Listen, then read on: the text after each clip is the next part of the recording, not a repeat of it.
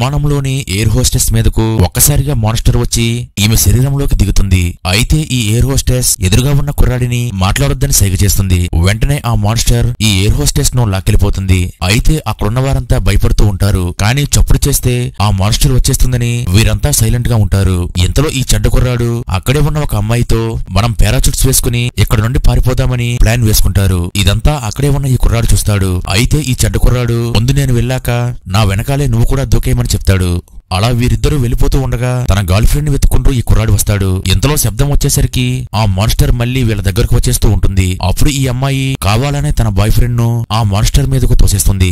దీంతో ఆ మాన్స్టర్ ఈ కుర్రాన్ని తినేయడానికి లక్కెళ్ళిపోతూ ఉంటుంది. అప్పుడు వీళ్ళు అక్కడ నుండి పారిపోవడానికి సిద్ధమవుతారు. కానీ ఆ మాన్స్టర్ మళ్లీ తిరిగి వచ్చి వీరిద్దరిని కూడా తినేస్తుంది. నిజానికి వీరంతా విమానంలో వెళ్తూ ఉంటారు. అలాగే టీవీ చూస్తూ ఎంజాయ్ చేస్తూ ఉంటారు.